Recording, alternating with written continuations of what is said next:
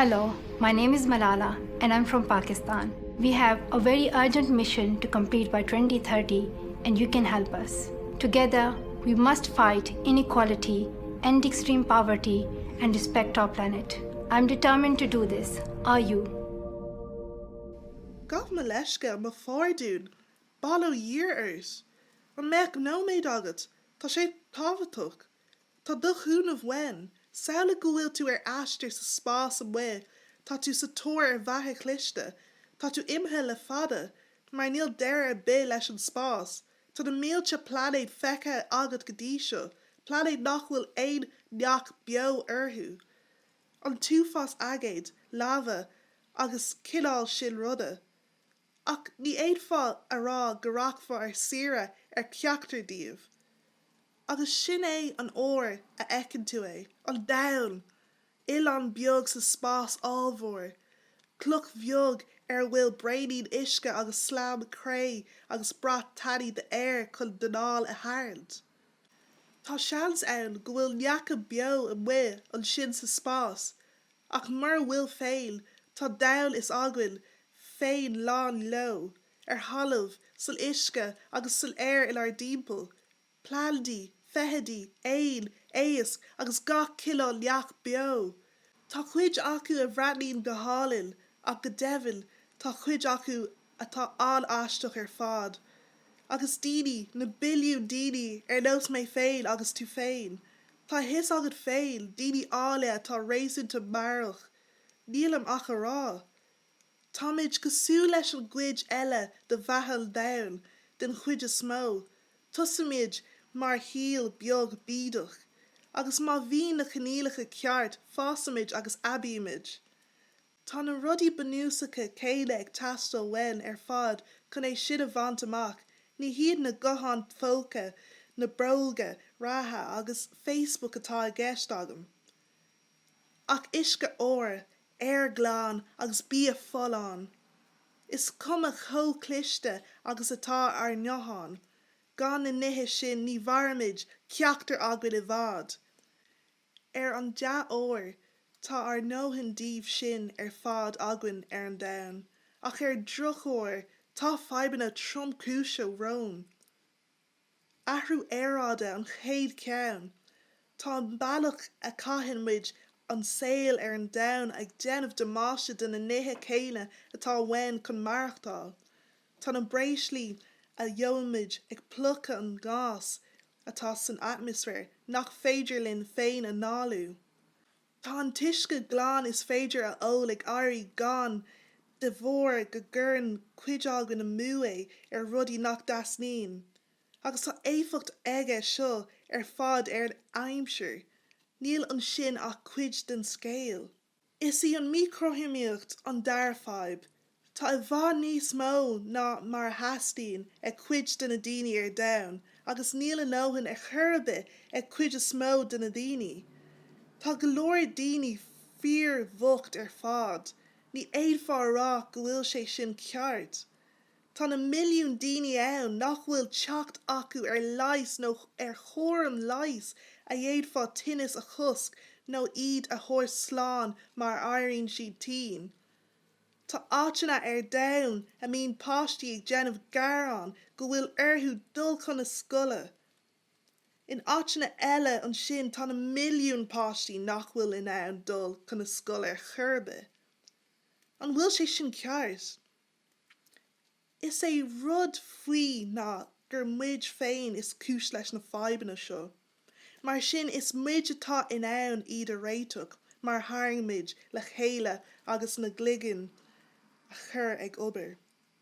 Mí nóí mé an scéal. Má swiníonn tú ort féin, tá cúchtaí aisteacha ag gach neach beo, tá eitilt ag éin, níl aganna, tá madrí albalta bula a áil ar rudí nach bhfuil midne, ní druch rud é sin a gcónaí. Suúan plandí straach gás nach bhfuil midge in ann an áliú, agus scuileann siad amach iad mar air táid in ann an áliú. Ach tá cúchtaí ag an duine nach bhfuil ag neacha eile. Is muide nach is cruthaíodh dá rá riamh ann. Tá ar gligna lán le smaointe agus níl ein lucht éireann ag déanamh rudaí ach an éard. Agus leis an gcuacht sin tá an domhan athra I rís agus a rís eile, againn agus réitigh fáilte againn ar na mílte fadhb. Táid in ann é sin I dhéanamh a rís mar sin. Ar an death óir, tá plán againn, plán nach féidir ar bhaint amach gan de cúnamsa. Tá agriocht amháin ar domhan a dhéanann ionadaíocht ar dhaoine as céad is an 93 tír ar fhuid na cruinne. Tá si tumanse go huile agus go hiomlán I dtromid a chuineáil síocháanta agus ag obair as lámh a chéile. B'éidir go chuala tú tráchtarthaí na Náisiún Aontaithe. Tá an agriocht díreach tar éis na Spriocanna Domhanda Herbert in bhunaithe a ógart. Seach spruc 10 iad seo chun an phleanéid a chusint in aghaidh athrú aeráide agus tá an agriocht ar bhatha le domhan níos sábháilte, níos cothroime agus níos córa dá gach a bheith ann. Ní mór dú na Spriocanna seo a bhaint amach faoi fiche trocha. Is éard atá ionach faoi bhliain seo ná go bhfuilimiid ábalta mar atá ag éirí linn a cheacail fad is atáid ina bhun. Muid féin a bhulla má tá ag éirí go má linn. Agus iireacht níos fearr a dhéanamh mar a bhfuil.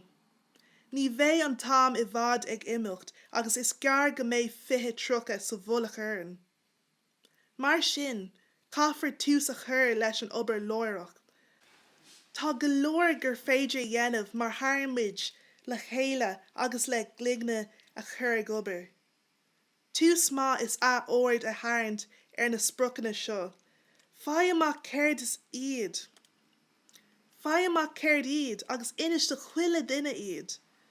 Agus orthú sin an scéal a scapa chomh maith. Agus é sin déanta, seo é a chuid is fearr. Féach an bhfuil ní practicúil ar bith ann a dhéadfá a dhéanamh chun cuidiú. Cuideoidh sé an plánéid a chusid mar a ggurfaí bia isce agus leictrachas amú. Dhéanamh sé difriúr mór chomh maith dá seasamid le daoine nach bhfuiltear ag caitheamh leo ar bhealach atá cothroime agus meas a bheith againn ar chearta a chéile. Tá 7 spruc 10 ar fád ann, mar sin is bailach atá ann gur féidir leat cuidiú. Tá smaointe agus bailí nua ag teastáil wen chomh maith, chun tuairt faoi rudaí. Cur gas nach dhéanamh sé difriúr ar bith do chomh-sábháilte is a éiríonn tú, do na chóirde tá agat, do na háiteanna a dhéadfá dul, cuma mascalín nó búcail tú. Cur gas gur aimsigh muid bailí nua chun uisce a ghlaanna agus é dhéanamh sábháilte le hol. Cur gas gur raibhmid in ann an dreabhall ar fad atá againn a chóirsáil. Céard eile a cheapann tú a ceart dúna dhéanamh. Táid ar fad inar gcónaí ar an domhan, agus mid ar fad ag brath air chun marachtáil. Tá an éard cultúr éagsúla ann, ach níl againn ach éon phleanéid amháin. Má thugamid aeráide agus dá chéile agus ar dargaí a roinnt ar bhealach atá cothroime agus inbhunaithe, níl rud ar bith a theastaíonn wen nach bhfuil againn. Tucaí an lá, b'éidir, go dtiocfaimid ar bheatha cliste ar bhleanéid eile. Ach go dtí sin, cén fáth nach bhfeicimid comhcliste agus atáid in ann a bheith anseo, sa bhaile ar an domhan is againn féin, níl amach a rá.